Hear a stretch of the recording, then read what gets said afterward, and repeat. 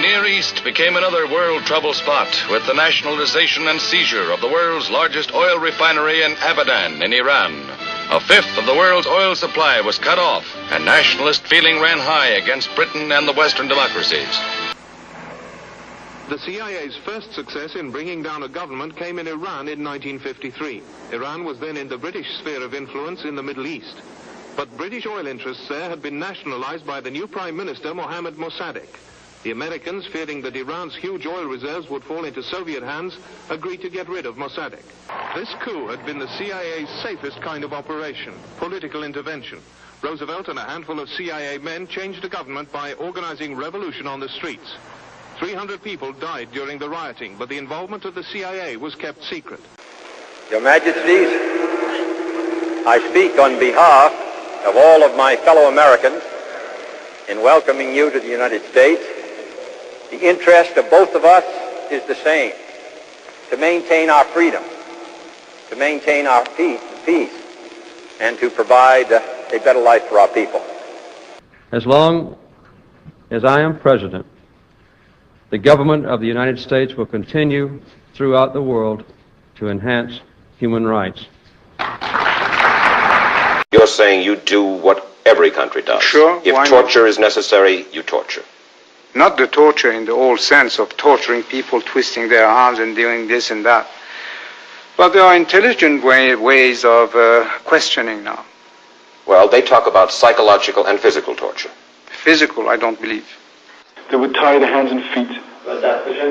And there would be some sort of a hood that would be placed on their head, such that whenever they would scream, it would echo in their head. And then they would whip you at the bottom of the sole of your feet with the electrical cords. Of all human rights, the most basic is to be free of arbitrary violence. Whether that violence comes from governments, from terrorists, from criminals, or from self-appointed messiahs operating under the cover of politics or religion.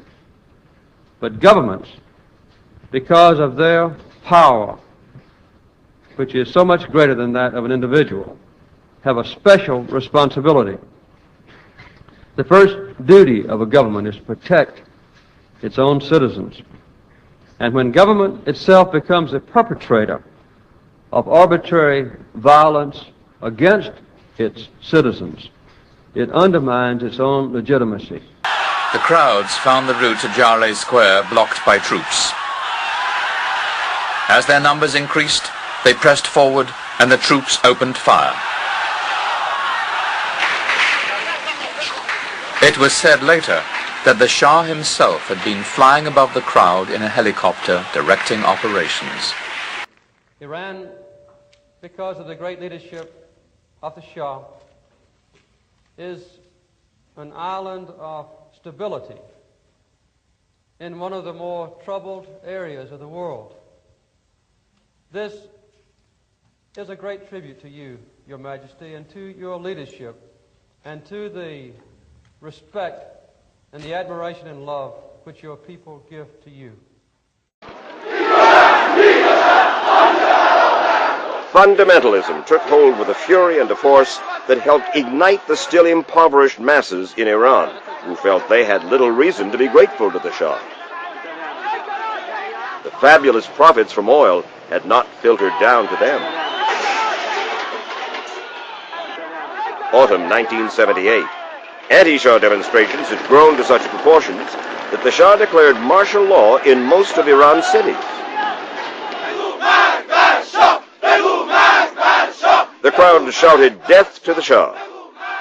I fully expect the Shah to maintain power in Iran and for the present problems in Iran to be resolved. The Shah has our support and he also has our confidence. There might have been tears in the eyes of the Shah as he left Iran for what could be the last time. But there was nothing but sheer delight on the faces of the demonstrators who took to the streets of the capital in their thousands to celebrate the departure of the man they have hated for so long.